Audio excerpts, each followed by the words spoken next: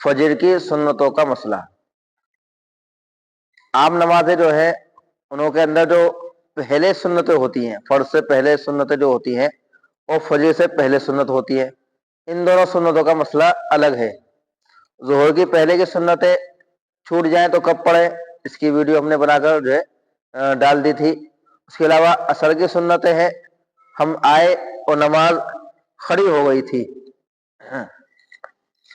جب ہم آئے اس وقت نماز کھڑی ہو گئی تھی تو عصر کی سنتیں نہ پڑھیں، نہ پہلے اور نہ بعد میں، کیونکہ عصر کے بعد پھر کوئی سنت نہیں ہے اور وہ سنتیں غیر موقدہ ہے، اس لیے اس میں کوئی حرج نہیں۔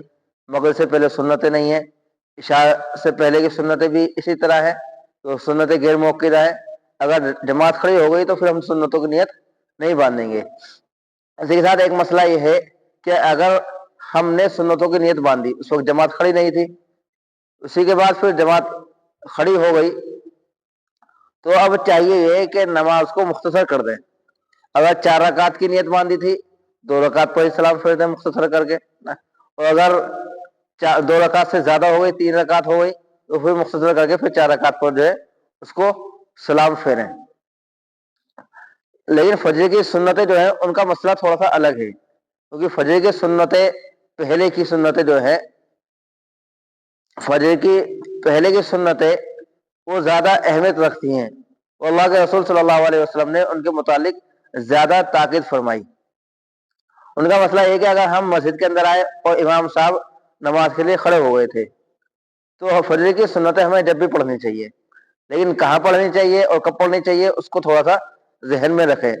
اگر ہمیں یہ گمان ہے، یہ محسوس ہو رہا ہے کہ ہم 2 سنتیں پڑھ کر امام کے ساتھ تشہد میں شریک ہو جائیں گے، یا بعض علماء نے اس کو اس طرح بھی لکھا ہے کہ اگر ہمیں دوسرے رکعت کی رکوع میں شامل ہونے کا جو ہے اندازہ ہے کہ ہم جو ہے 2 سنت پڑھ کر دوسرے رکعت کی رکوع میں شامل ہو جائیں گے۔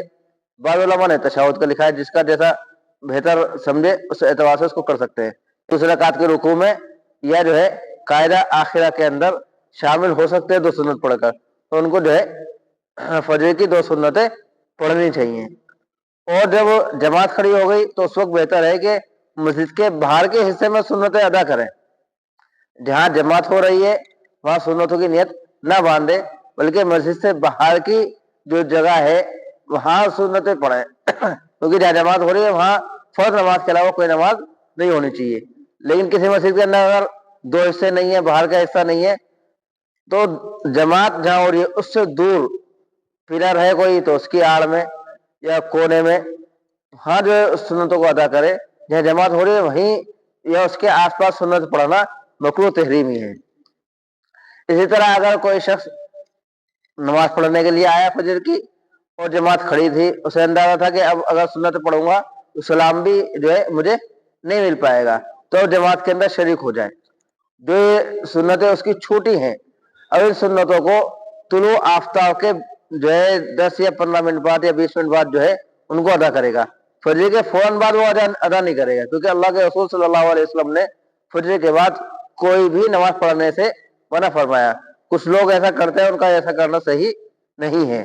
طلوع آفتاب کے بعد پڑھے گا، اور بہتر ہے کہ وہ زوال سے پہلے پہلے جو ہے ان سنتوں کو ادا کر لے۔ جو اشراق کا وقت ہوتا ہے، اشراق کے وقت سے لے کر زوال کے وقت تک، یعنی ظہر کے وقت سے پہلے پہلے ان سنتوں کو ادا کر لے۔ اللہ تبارک و تعالی ہم سب کو سمجھنے کی اور عمل کی توفیق عطا فرمائے۔